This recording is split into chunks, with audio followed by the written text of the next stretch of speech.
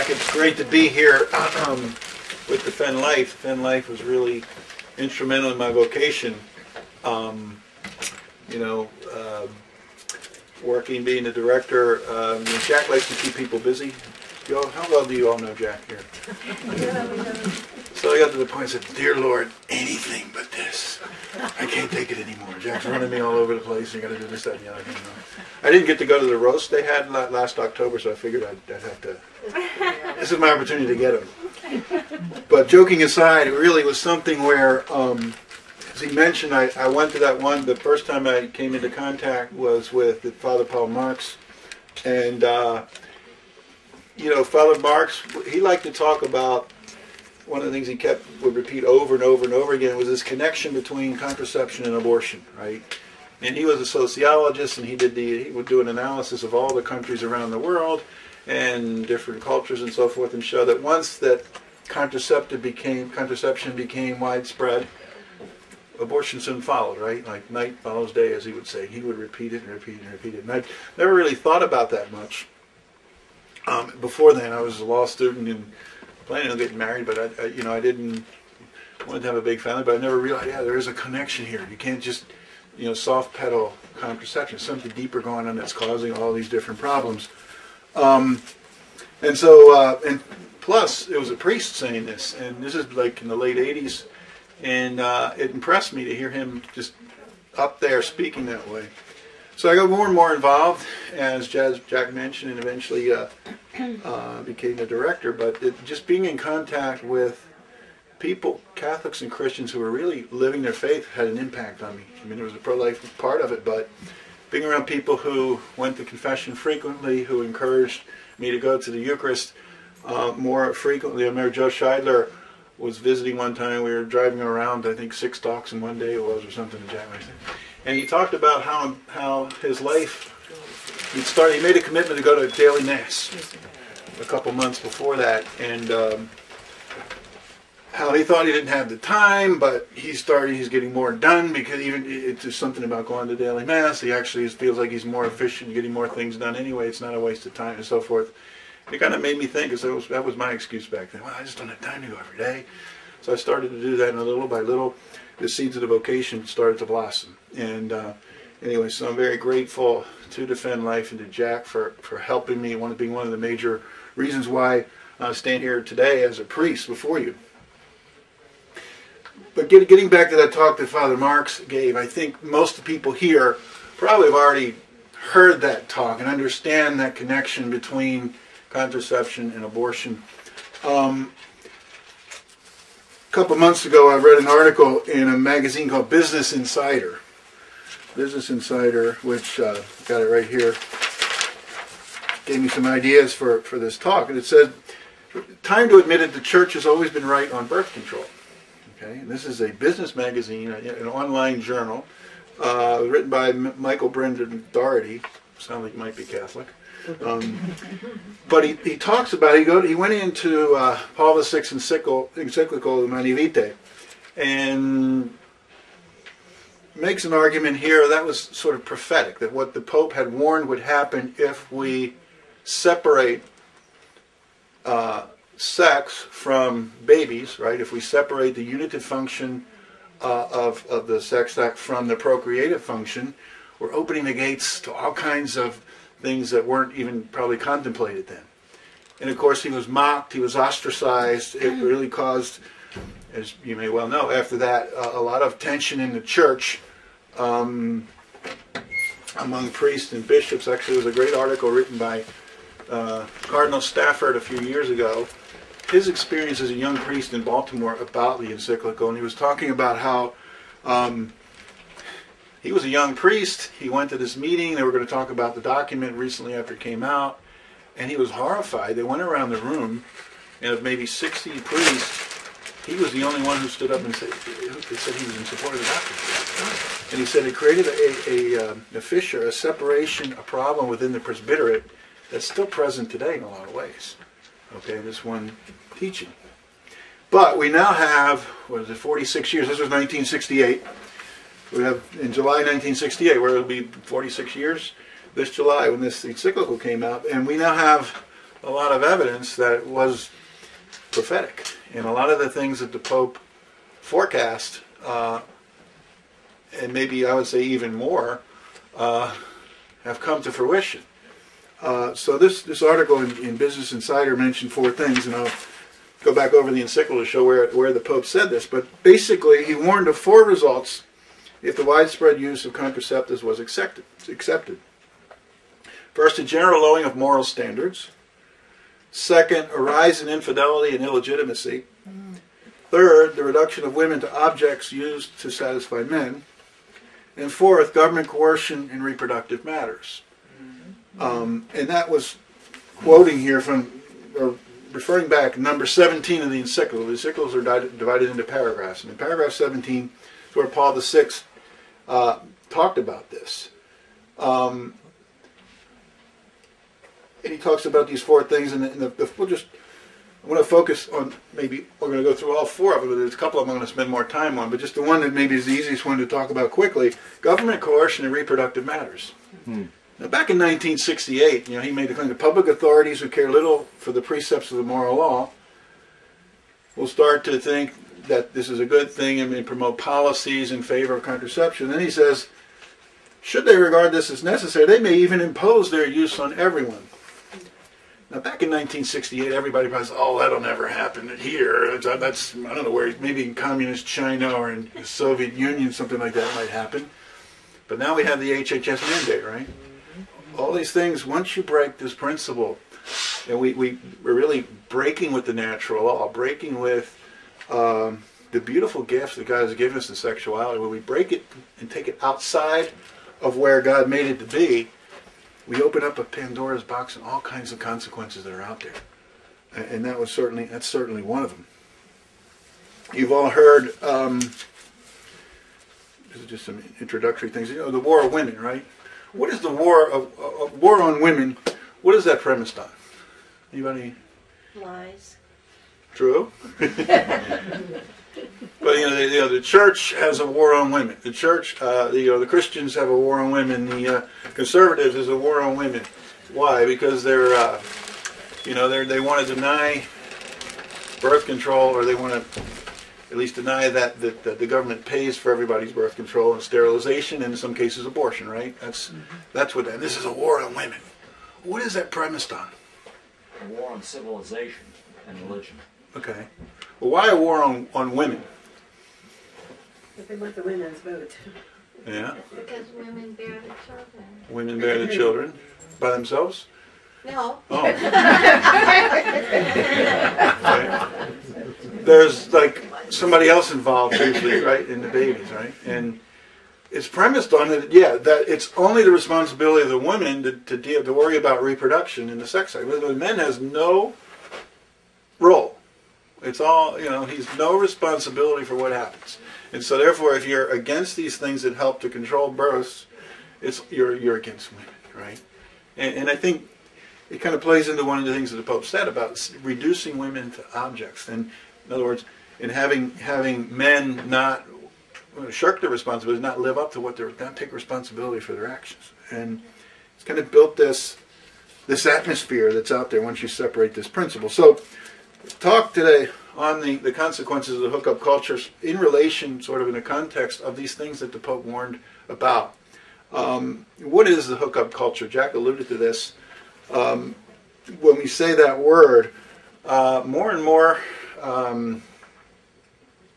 you're hearing about things on college campuses these days. Like friends with benefits. Have you heard what that? Have you all heard what that is? Right? No. No. Okay. Well, we'll get it. Okay. A friend with benefits is, I don't know, I would say it's usually opposite sex, but maybe today it's, anyway, it's a sexual relationship with someone. Whether they're not boyfriend and girlfriend, they're just friends, but they engage in sexual relations, right? And this is becoming like, okay, for fun, it's like a recreational activity. Right? So we're friends, we play tennis, we're friends, we go, I don't know, we go to listen to music, we're friends, we have sex once a week or something like that. And it's become, that's how extreme things have become. Okay, friend, and they talk about this. And there was one survey where, let me get you this number. 7% of college students said they felt their friends wanted to reserve sex for committed, loving relationships. Okay? Only 7% said that their friends wanted to reserve sex for committed, loving relationships. You know, they're not talking about marriage. Before you think, well, I know some people who they're not going to have sex until they get married. But there's one survey recently from the Wall Street Journal. 7% say they, not even marriage, just a committed relationship. So we're living in this kind of, and that's probably emblematic of what the hookup culture is, right? That there's sex is for recreation, for fun, there are no consequences, and so forth. And so, what are those consequences, though, that really are there that people don't see? I'm going to go over some of the consequences in general, some consequences more as they affect more young women, and some consequences they affect more young men. And then once I have you all depressed and confused and angry, I have at the end some ideas for hope. Okay, some ideas for hope and what we can do and how we can address this. So, so the first point the Pope made: the general lowering of moral standards, and sort of this hookup culture, these friends with benefits, is certainly something that fits that description, doesn't it? General moral standards. We have now the push for gay marriage, and all the different. I mean, they've had quite a year. I mean, it just gets one thing after another. It seems to be falling, and they get more aggressive as they get more successful. And unfortunately, Maryland here was one of the first states to approve by referendum gay marriage. But then you had the Boy Scouts kind of changing their policy. You had the Supreme Court case. You now have professional athletes coming out and being applauded and how heroic. In the Olympics, the Olympics. I don't know if you saw this when there was a skier who's married, has 2 kids. He goes to church, very happy guy, and saying, this guy, everybody likes him, he gets along with him. He really lives an alternate lifestyle. He's married, he has kids, and he goes to church. That's now an alternate, according to this NBC, right? One of their commentators said that. It's really in this atmosphere, it's an alternate lifestyle. The general lowering of moral standards, as Pope Paul VI predicted, were also known as the cohabitation nation. Okay. In 1965, which is a couple of years before Mani Vitae, since then, the rate of cohabitation has gone up 1,110%. So over 11 times. And these stats might be, like a year old. It's probably maybe higher by now, right? 1,110% since 1965. There was a study done by Rutgers University, which is a secular state university. They're not going to be noted for being overtly religious or value-driven necessarily, right? They did a mega study. So they took, I think it was 35 different of the biggest studies on living together cohabitation that they could find. And they did a study of those studies. What can we extrapolate from that? What are the things that we can pull from these studies to learn more about this topic? And they concluded unequivocally, no positive contribution of cohabitation to marriage has ever been found. They studied all the studies. And there was more. They said, not only that, people who live together before getting married have the following negative impacts on their marriage. More negative communication, lower levels of marital satisfaction, higher rates of infidelity, higher incidence of physical aggression, more health problems, more tolerance of behaviors often discouraged by spouses, such as alcoholism, smoking, drug use, higher rates of depression, all those things. So not one benefit, but yet all these negatives. And I hear over and over and over again, young people, well, we're going to try it out first and see if we're kind of fit for each other, and if we're going to be compatible and so forth, like it's a good thing. And to really be to say we're being responsible by living together before we get married. There was a great article a couple of weeks ago. There's a guy is a DJ up in Delaware, wrote an article about this, and he lived together and they got married, and he said, not true. Not true. It doesn't help. He said, because there's one thing, when you're living together, there's one thing you don't have that you have in marriage. And that's in a commitment to live together forever. We don't have the same commitment. He said, it's different. Because the door's always open when you're living together, right? You can just walk away. That door's now been paved over, right? If you want to be faithful to your vows. Because it doesn't, in fact, and that's probably why it does damage. Because you're not, you think you might be prepared, but you're not. So, cohabitation. Part of this is general lower moral standards, especially for the young. Before we get too depressed, we have we run a marriage prep program down in Bethesda, a retreat center, and we do it once a month. It's one of the most popular programs, maybe 25 to 30 couples per month. Well, about 2/3 of them are living together, okay, usually. But since we're not there, it's a kind of a unique opportunity for us to preach the retreat, because a lot of them you'll never see me again, so you get a chance to kind of like be a little more direct and honest with them, right? And we got 3 or 4 days to work with them, and you know, probably more than half of them end up going to confession and saying, you know, I kind of always deep down thought this was wrong, but now I really understand why, and why it's not good for me and for our family and for our marriage and so forth. So the hope is, I think there's a lot of ignorance, and maybe there's been too much passivity on the part of the church in really trying to explain why, okay, we teach what we teach, and why, not only why it's the right thing to do, but why it's good for you. And they respond, oh yeah, it's not going to be, you know, it's dangerous to get involved in all these different things. So there is a lot of hope, or reasons to hope, let's say that way. Okay. Rise, the second thing the Pope talked about, the rise in infidelity and illegitimacy. That's a pretty easy to go. I think we're all pretty much aware. 1960, illegitimacy was around 5.3%. In 2010, by 2010, it was 40.8%, right? In this whole time period, right, where, you know, if sex doesn't have to do with babies, it's just to have fun, well, why should I be faithful to my, you know, it's just, you know, sometimes you need somebody else to, you know, make things interesting, right, or whatever. It could be good for your marriage, right? Huh. Whatever, all the rationalizations and sophisms you might hear out there. But that's been quite high, quite high. Where I really want to focus is this third point that the Pope made, the reduction of women to objects, disregarding their physical and emotional equilibrium. The Pope used those words, that disregards their physical and emotional equilibrium. Then we look at it from the perspective of how it affects primarily younger women, but also those who are making them objects, the men. What's going on now? What effects do we see that it's having on them? Because it damages them just as much, if not more. Okay, when you get into things, we'll talk a little bit about the pornography problem and different, in a whole kind of the irresponsible masculinity that we spoke about before. So, friends with benefits. There's a reducing women to objects. There's a great book out called Unprotected. It was several years ago. It was written by an author by the name of Anonymous MD. You ever heard of this book? Anybody?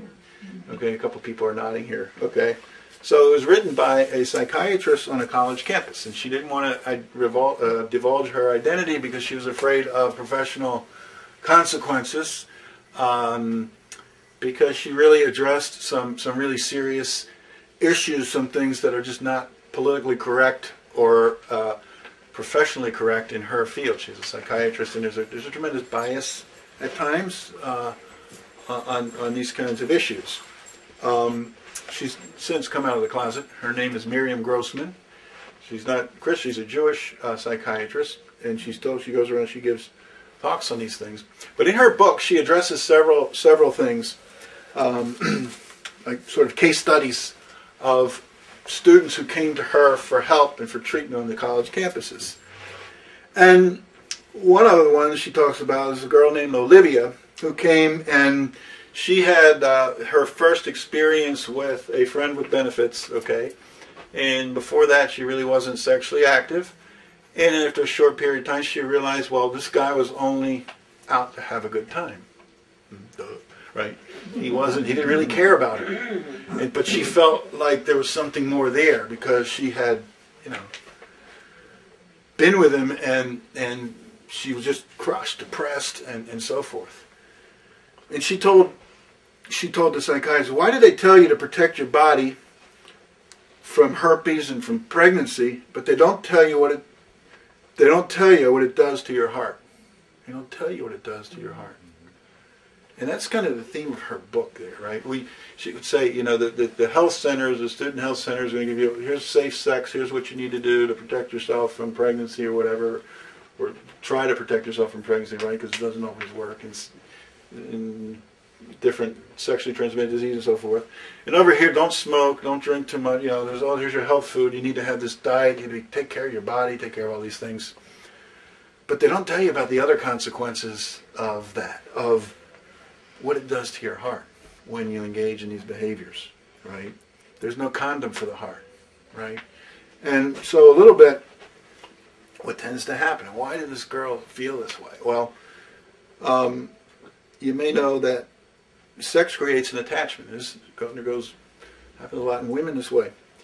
Ever heard of a chemical called oxytocin? Do we all know what that is? You've heard it talk twice already, Jack. You've heard this already. But it's a hormone that has several tasks. In men and women have it, but in women it's more prominent. It sends signals from the brain to the uterus and to the breast that help induce labor and produce milk. But it also increases two things: bonding and trust. Okay, so during a sex act, this hormone is secreted, and it forms a deeper bond with the other person. Okay, and it also creates that bond, forms that bond, makes it stronger. It also creates more trust in that other person. And so think about your friend with benefits, and you go, and so this girl's experiencing like inside, there's a bond here, there's attachment here to this person. And then even more trust, which is probably worse, right? The last person in the world you probably should trust is this guy who just wants to use her for a good time. And yet that trust is increasing. So it became the kind of thing that, well, when she figures out he's not, you know, she's not the love of his life, but she still sees him, and all these reactions come, and the depression comes, and all kinds of behaviors come out of that. On a couple things, you probably heard of cutting, right? These problems where a lot more in younger women than men, but they're like inability to deal with their emotions. They feel overwhelmed by their emotions, and they cut themselves to release those emotions. I read a really heart-wrenching article recently. A girl was saying that she's worn a long sleeve shirt for the last year because she doesn't want people to see their arms where she's been cutting herself, the scars and so forth. So that this is on the rise. Eating disorders have been on the rise. They continue to be on the rise. And why? Well, I would say my hypothesis is, and there's some numbers I think they back this up. Well, if everything, you know, if sex is the bottom line, and how we look then is very important, right? My value depends on how I look. My value depends on how the boys see me. You know, it's not because I'm a child of God created in His image, right? To know, love, and serve Him. It's not that. That's not where my dignity comes from. My goodness comes from what people think of me. And you can see how the confusion, how this culture and these kinds of wounds can create those problems. Just some statistics here. So, 42% of first to third grade girls want to be thinner. 42%. 81% of 10-year-olds are afraid of being fat. 46% of 9 to 11-year-olds are sometimes or very often on diets. And when I was 9 or 11, that's the last thing I thought about was being on a diet, you know. But 46, you want chocolate, you don't want to stop eating. 46%. 35 to 57% of adolescent girls engage in crash dieting. Goes on and on and on. Body mass, okay. 1920, Miss America's body mass was average around 22. Now it's down to 16.9. So that's like the percentage of body fat, right? The healthy range is between 18.5 and 24.9. So this obsession with looks, this obsession with being thin, you know, being attractive, becomes like the ultimate. And if I'm not, there's depression. There's all these other things. Depression is increasing Does anyone know what the most common used drug is on college campus? Or drugs? What kind of drugs? Prozac? Aspirin. Aspirin? She must have read the article. It's not marijuana. It's not the birth control pill. It's Prozac. It's antidepressants, right? Are the number one drug being used on college campuses, and it's scared of depression. You know, there's a deep need for us, a thirst for transcendence, a thirst for value, a thirst to be united with God and to live our lives accordingly. And when we're instead of a culture of God, a culture of life, we have this culture of death, this culture of, you know, free sex-free reigning. These are the things that happen. People run into brick walls and there's no answers for them. So depression on the rise. And then sexually transmitted diseases, as if, you know, we need more evidence here. But in 1966, this is around the time of Miami Day, anybody know how many sexually transmitted diseases were known of? 2. 2. Syphilis Did you and read the book? gonorrhea? Okay, 2, yes. How many today? At least 50. At least 50. Okay. The last I had was 26, but I mean, some of these numbers it's hard to keep track of because they seem to be constantly going up. So from year one, day one of the world, until 1966, we discovered 2. And now we're 25 plus, and maybe more and more and more. 15 million new cases every year of sexually transmitted diseases. 43% of college co-eds get what they call HPV, which genital warts, and which can sometimes lead to cancer. There's 4,000 deaths by cancer caused by that. And annual increases. Chlamydia, 2.8 million per year. I'm not a doctor, so I pronounce some of these words wrong. You can correct me. Gonorrhea, 700,000 new cases a year. Hepatitis B, 38,000. HIV, 56,000. HPV, 6 million per year. PID, 750,000. Syphilis, 46,000. Trichomoniasis, 7.4 million new cases per year. And there's more. 1 in 4 teenage girls have a sexually transmitted disease. And yet there's tremendous ignorance. And how does all this happen? Well, 93% in one survey showed that people believe their current or most recent partner did not have a sexually transmitted disease. 93% said that. But only 1 out of 3 of those had never, or 1 out of 3 had never even discussed it with their partner. But they know, you know, this overconfidence that's these kids are falling into, people falling into. So, another part. So the emotional part, but then the physical part of sexually transmitted diseases. All of which are linked to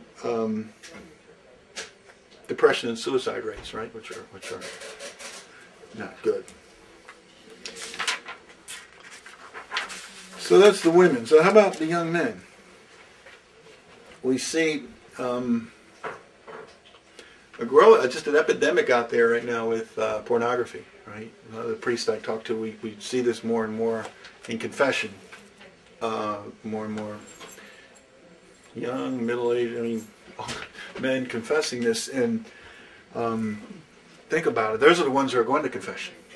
Those are the ones who care, who are trying to fight against it. How much is really out there? There's a vocation director I know who's been working in vocation work for maybe 25, 30 years. And he was telling me, back before the internet, so back in the late 80s, early 90s, say for every 50 guys who'd be interested in the priesthood in the seminary, there'd be maybe 1 or 2 who we'd have to turn away because they had a severe pornography problem, and it would just be, they weren't ready to enter the seminary, or maybe would never be ready. Now it's 50%.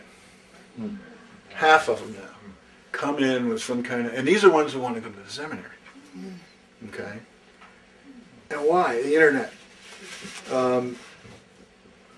They used to explain this, called this a AAA theory of the internet, why the internet has kind of exponentially increased this problem. It's accessible, it's affordable, and it's anonymous, right? It's accessible because you just click it, there it is.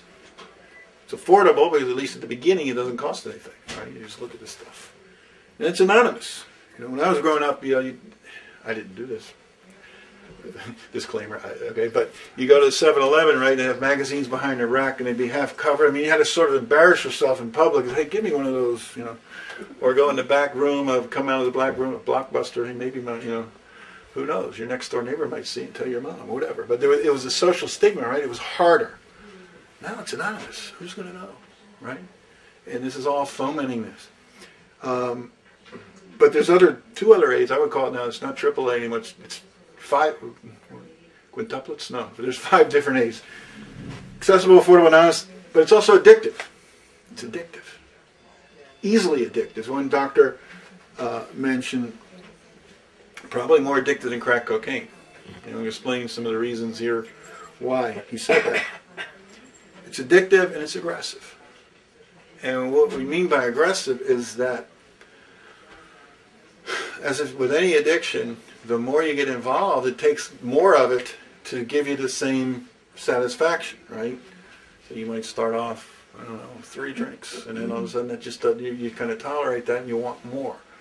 The same thing kind of happens with pornography, where you know, you start off with certain things, then you need to get things more intensely erotic images and more, you know, more and more and more at a different level to get the same level of stimulation. That's how they make money off this, by the way, because they get you hooked on it, and then if you want to go to more graphic things, you got to put your credit card number in and pay for it. So they try to hook you on, and they know this. They probably know the neuroscience and better than we do, but because they market this stuff. But so it's aggressive, and there even. Every year in this country, there are, the last I heard, was like around 150 deaths from pornography asphyxiation, which is, it gets so, this aggressivity goes so far that people cut off oxygen supply to the brain to get a better high or the same kind of stimulative response, right? And they've actually found people hanging in the bathroom, you know, and one family, I heard, but they thought it was a suicide, but then the police told them, well, listen, if it's any consolation, it wasn't suicide, it's just he was addicted to pornography and was in this very rare way. But that's how extreme it can get, where you actually, you know, would tied something around his neck to cut off oxygen to the brain to get more stimulation. Highly addictive. What, some basic numbers on this. How widespread it is from the statistics that we have. 40 million daily users of porn on the internet. 70% men, 30% women. Now, the women's numbers starting to climb. Okay, normally men tend to be more image-driven, and women not. But little by little, women are starting. I don't think they'll catch up, but it's becoming more a problem now for women. It's about 40% of all internet traffic. 66% of men from 18 to 34 visit a porn website every month. 2/3. 40 to 50% of regular internet porn users develop signs of sexual addiction. And $4 billion a year is spent on video pornography. That's more than football, baseball, and basketball, pro sports, those 3 pro sports combined, the money they bring in. Can you imagine? Mm-hmm. You know, when I was growing up, we used to go to Memorial Stadium. It was $3 night, right? You could get into the game for $3. You can't do that anymore, can you? That's for sure. So all the money that must come in from these sports, it's, you know, and they're bigger crowds, but that's how bad this problem is getting. More money is spent on this than football, basketball, and baseball. So, a serious problem. And then, of course, we're talking about the addictive part. Why are people or guys getting so hooked on this? Well, part of it, they turn there, I think, for psychological reasons. There's a lot of loneliness and insecurities and stress, and they use it as an escape. It's becoming a drug, right? A drug of choice rather than turning to alcohol or other things that gives a great release. There's also a lot of, well, you're not hurting anybody. It's kind of in the privacy of your home or whatever. that kind of mentality is still out there. You don't hear a lot about it sometimes. But there are also chemical, hormonal things that are involved here. There's 6 hormones that they've been identifying, and some neurological things that happen. And with the brain science is really developing a lot lately. There are more and more scans and things that they can study the brain and what happens. One good thing, these studies that they did as far as pornography use and how it works, in the United States at least, you can't do it. You can't do the brain scan while the person is viewing pornography and masturbating or whatever, because we have certain limits here, I guess, still. But in Europe, I think, is where they did these studies, and so they've been able to really analyze exactly what's happening now to the brain. And of course, the brain is, how would you say? It never stays the same. Our brains change with time, and it changes based on our emotions, or based on our experiences and how we live. And one doctor told me once, you've seen one brain, you've seen one brain. They're not all alike. There's a common part of it, but they develop differently, right? And how we live and what we do, there's a formation that's constantly going on in as we live. Dr. William Struthers is a biopsychologist. Explained it this way: so the brain is dynamic and develops a hormonal mosaic of neural connections. Hormonal changes during puberty restructure the developing brain. Hormones other than testosterone, like stress hormones and adrenaline, change it throughout life. As the world acts on us, it changes our brains. Our brains change, our thoughts, our behaviors and emotions are modified. The things that we see, habits we form, and thoughts we think can alter the release of these hormones as well. So in general, that's the way our brains, are influenced by all these things. As I said, there were 6 different hormones. So when one's viewing this, and if they go on to have sexual release, here's how it works. And generally, all brains aren't the same, right? Men's brains are a little bit different than women's brains, right? I don't know if you've ever seen the great evangelical pastor, very funny pastor. He was a therapist as well. Mark Gugner, his name is. And he talks about the male brain and the female brain. Has anybody seen this? No. Okay, this is comic relief here. There's this. The male brain is composed of little boxes, and each box is for a different thing. One box is for the car, one box is for the house, one box is for the wife, one for the kid. There's a little one there for the mother-in-law. And there's it's down in the basement. One for money, the job, all that stuff. And when he has a problem, what does the man do? He takes out the box that corresponds to the problem. He pulls it out very carefully, and he solves the problem. And then he folds everything back up, puts it in the box, and he puts the box back to his brain. And he's very careful that that box does not touch any other boxes he's putting in. Okay? They separate, they compartmentalize. Women's brain, on the other hand, is composed of a bunch of wires that are all interconnected. Everything is connected to everything, and they're all kind of, and they're fueled by this thing called emotion. That just, okay. And these are stereotypical things, but it kind of helps people understand. There are some real differences, and one of the differences is how these hormones generally work. Because to me, it's sometimes more difficult to understand how these guys. Why is it so easy for men to fall into this? Well, some of the reasons. First, dopamine is released, one of the hormones, into a region of the brain responsible for emotion and learning, gives the viewer a sense of sharp focus and a sense of craving, right? So dopamine comes in and starts craving what they're watching. They want more of it, right? That's the first one. Then you have norepinephrine is also released, and that creates focus, but it's sort of the it builds up excitement. Something exciting's about to happen. So it's kind of getting, leading the whole process on, right? This adrenaline adrenaline for the brain is the way it kind of works. Then sex and porn also trigger oxytocin and vasopressin. These two that come out, and they do more. It's more of like burning an image in your memory forever. That's what these things do. So it's not like you fell and you're looking at the pornography, I'll just look the other way. No, it burns those images in your brain so that when the person who becomes addicted, some little things can trigger memories of something, and that image comes right back. Okay, and then the hormones start going again. It makes it hard for him to time get away from it, right? Even when the person wants to, it's a real struggle. So it creates a craving. The hormone that does that, it creates sort of this sense of excitement that something cool is going to happen, is it? Right? It burns that images in there. Then endorphins are released.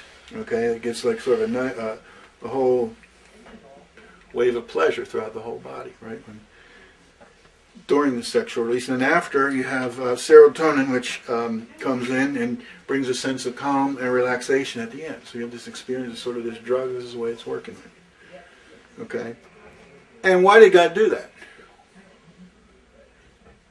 I think God did it because He understands, He wants to help bind men and women together in marriage, right? That's why these things happen when we have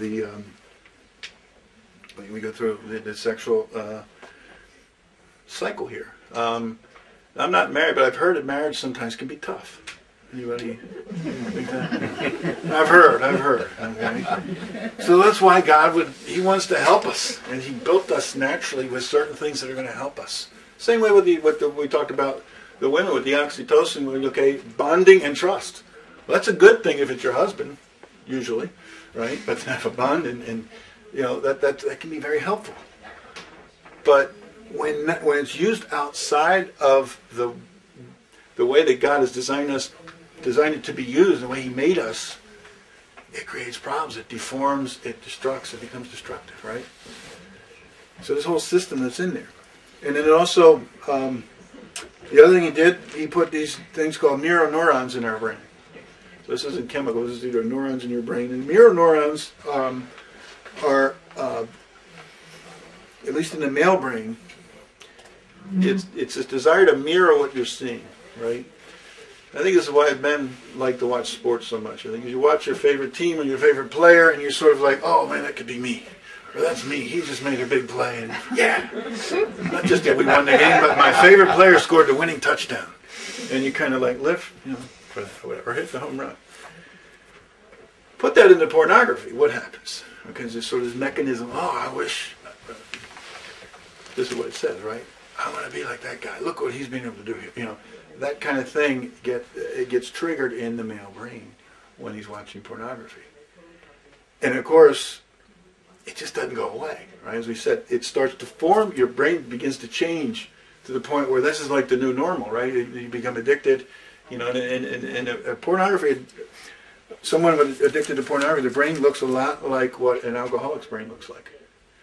There's, I don't know if any of you know Father James Hyde from Chicago, a great pro-life leader, good friend of Jack's. A friend of his is one of the leading neuroscientists in Washington, D.C., and he has these new kinds of brain scans. He was showing it to us. It's fascinating. And what happens to the brain with different kinds of addictions, with different kinds of problems, but also what happens to the brain with spirituality. That prayer actually rebuilds certain parts of the brain. It brings in certain calm and a certain stability or whatever. So there's a certain healing that can come through forgiveness, through prayer, and so forth. And there's some books out talking about this now. But anyway, for what we're talking about, though, this great consequence to many men who are getting more and more hooked on things like pornography. There's another consequence to this, and we talked about the war on women, how the male irresponsibility. And sort of saying, okay, so sex doesn't have consequences anymore. What does that do to the person as a man, right? We have a professor at IPS, Dr. Paul Vitz, who has written a lot on this, on fatherhood and on masculinity. He proposes 3 models of the modern man. And there's one he calls the macho man, is on one extreme, okay? And the macho man is the one who's masculine, he uses his masculine qualities and so forth, but for selfish reasons, right? He'll abuse others, he'll do to get what he wants, he uses his power, his strength, all these different things that men have.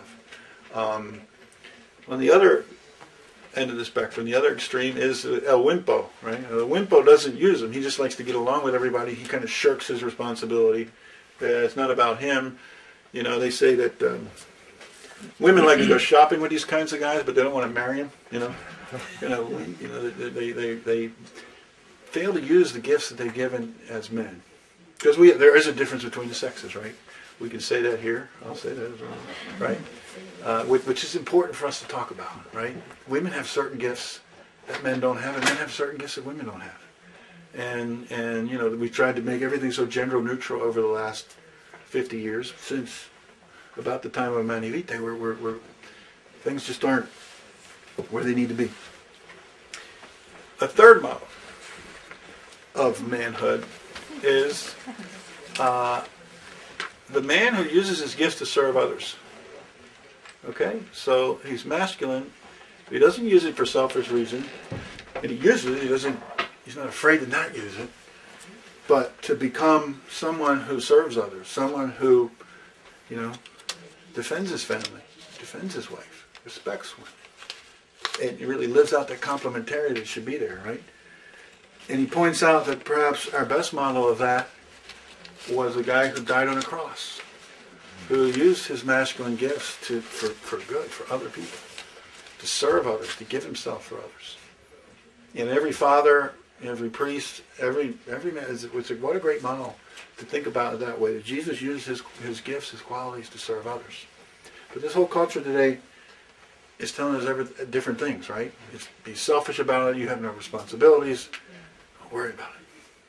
And Jesus really was masculine. Jack said we were in the Holy Land last week, and it was the first time I went. And one thing you realize, those people must have been in great shape. Okay, there's a lot of up and down and all around, and they walked, and you know, you had a donkey or a camel, and sometimes they'd walk and have the camel, all the stuff with them. But you know, up and down, and they did there. We saw this a representation in like a sculpture of what was made referring to the Shroud of Turin. Okay, but Jesus wasn't like a bodybuilder. He wasn't like Schwarzenegger, but he had a physique that was strong and sturdy. And then, you know, from living in that atmosphere, there were real muscles there, you know. And I wish my body was like that. You know what I'm saying? We're not going to have a crisis, but I mean, so the point is, Jesus wasn't sort of this wimpy guy who just got along with everybody. We know that in the gospel. Sometimes he got angry, but he was also a firm body with things you can learn. This is often tested from the Shroud of Turin. Kind of you can read in to all the experts look at this, and they came up with this. This is sort of what he would look like. But this crisis in masculinity that's out there. It's I think part of all this. We had there was a story I read recently. There was a new warden came into a prison a few years ago, and on Mother's Day, a few days before Mother's Day, they had a big crisis because all the inmates wanted to send Mother's Day cards. And they didn't have any, so they had to send somebody out and buy a whole batch, and they got them out. And these guys got their Mother's Day cards out. So then the warden had an idea. Well, next month is Father's Day, so I'm not going to have another problem. I'm going to buy these cards ahead of time. And guess how many were requested?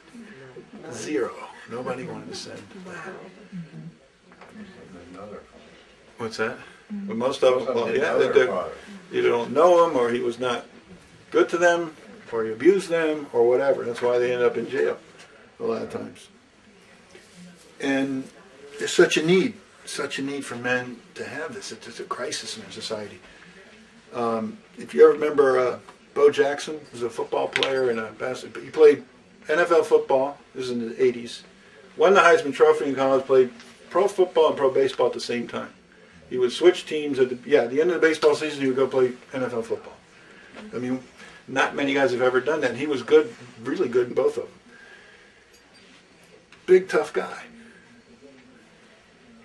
But, you know, there's always this thing about the heart, right? He made a quote to Sports Illustrated. He said, "My father has never seen me play professional baseball or football. I tried to have a relationship with him, gave him my number, said, 'Dad, give me a call, I'll fly you in.' Can you imagine? I'm Bo Jackson, one of the so-called premier athletes in the country, And I'm sitting in the locker room and envying every one of my teammates whose dad would come in and talk with them after the game. I never experienced that.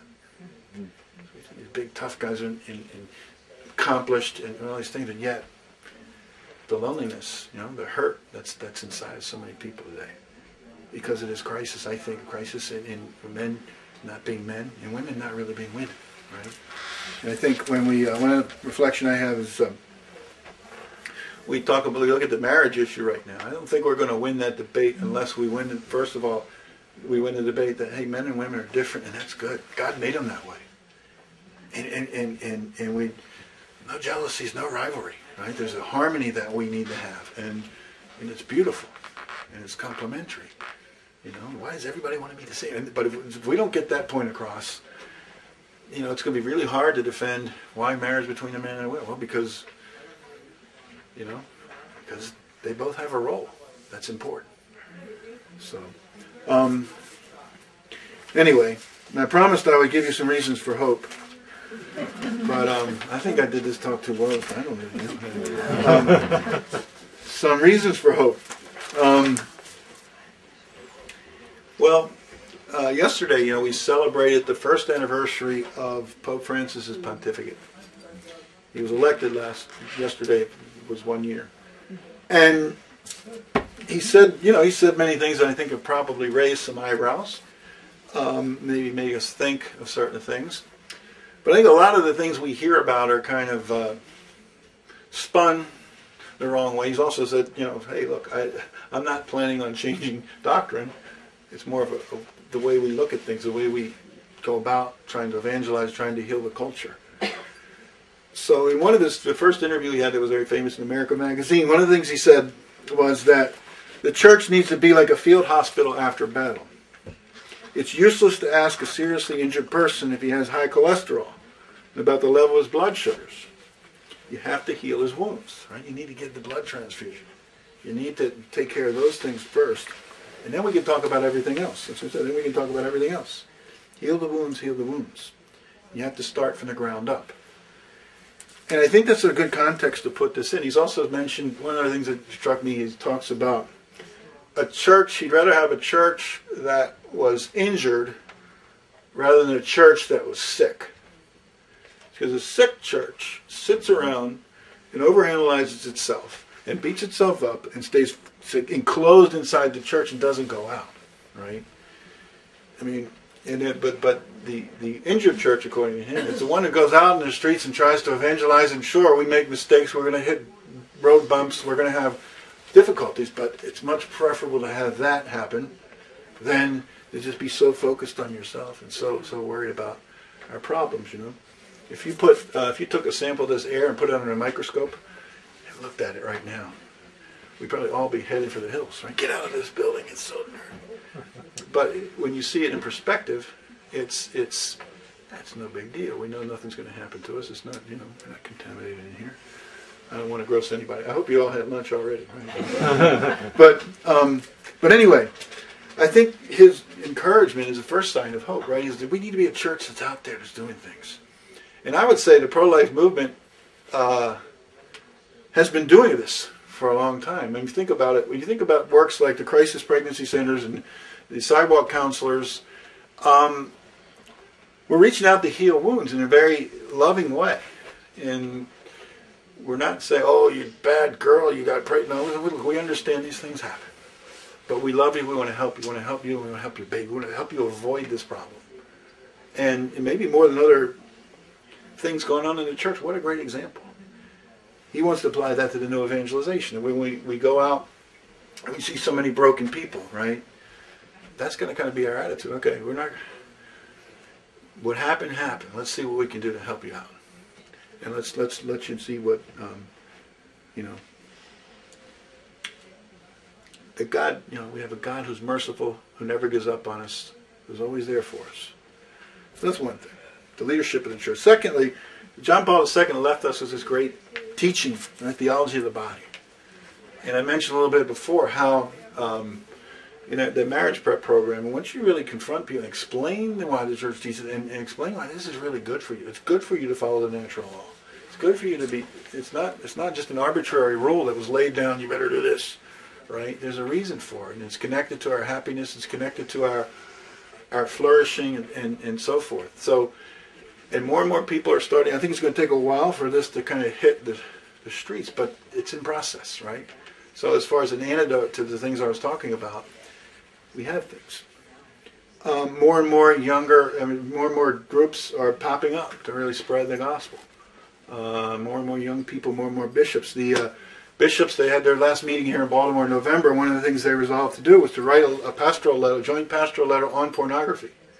A core group of bishops, I believe Bishop Conley from Lincoln was one of the leaders on this, to really get the attention of the bishops and the priests and get this information out in the parish to parents and so forth. There's so many parents telling me, I never knew about that. I never thought about that. I never knew it was such a significant problem. So things are happening. We have our school down in Arlington, IPS, where we're training a new generation of counselors and psychologists who can help these people pick up the pieces. There's some information in the back we could talk about later. One of our students is here. I won't mention who she is, but she can maybe stand up anyway in the back there. But the idea, some of the things that we focus on are a lot of these issues because they're the most relevant ones right now. I mean, it's a good general program, but at the same time, our students are better equipped to help save and serve marriages, right, rather than lead them to divorce. Heard from a lot of people. I went to a counselor or a psychologist with a marital problem, and quickly on, the first couple sessions they're telling me I need to get divorced and go live. One told me the first session she went to, 3 kids, having marital problems on an army base. Says you need to get divorced and move to Italy for 6 months and then restart your life. I said, Father, we have some problems that are pretty serious. But I don't want to even think about divorce. I got 3 kids, and it's just not, can someone help me, right? So that's one of the things we're doing with in our approach. So we're basing our psychology on the Christian view of the person and on Christian morality. Whether post-abortion, pornography addictions, depression, anxiety, really to try and give a person an integral response, right? Not just behavior modification, not just, giving them prescription drugs to try and make them feel better, but okay, deep down, what's that? Help them realize their dignity, right, as children of God. Help them realize their value depends on that. It comes from there. It doesn't come from the world. It doesn't come from how people see you, how people think about you. That's my little plug for now, okay? But a lot of different things. There's a growing university movement, Focus. It's called a group called Focus. And there's all these different groups where you have Catholic missionaries working. They're in 60 universities right now. And they go out and they try to work with these young college students on these campuses where you have so many problems, right? Evangelization. And very creative, kind of fun. They're very effective. They're here. I'm actually here. They're at the Naval Academy. They're at the University of Maryland. George Mason. George Washington. Right? I think they might be about the same. Yeah. Anyway, there are a lot of things happening out there that we can be hopeful for. And finally, something John Paul II said back on October 8th, 1995. Do you know where he was? Anybody remember? October 8th, 1995. Think back. No. Closer than that. Baltimore. Where? Camden Yards, right? I couldn't be there. I was in Rome. I was in Rome at the time. Yeah, I really wanted to be in Baltimore. Some people might think, "Oh, why? What do you mean? I'd rather be in Rome." I wouldn't be. No, I felt like I was a hostage in Rome. I was exiled from my city. I couldn't be there. So I really studied this homily. And at the end, he closes it out with something I think can only give us hope, and maybe really appropriate as well for this Lenten season to keep thinking about.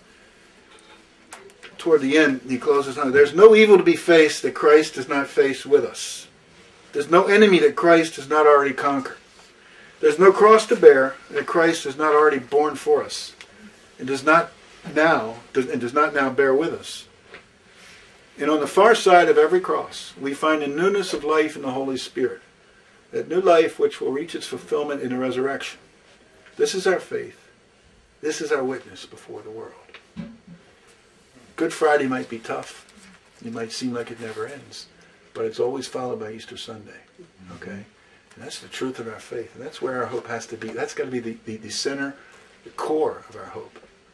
If we have that, then we can be people of love, people of joy, who spread the gospel, who will attract people to Christ. And that's the really, I think that's the only way we're going to be able to reverse this and really build a true culture of life and a true culture of love. Thank you. Thank you, Father.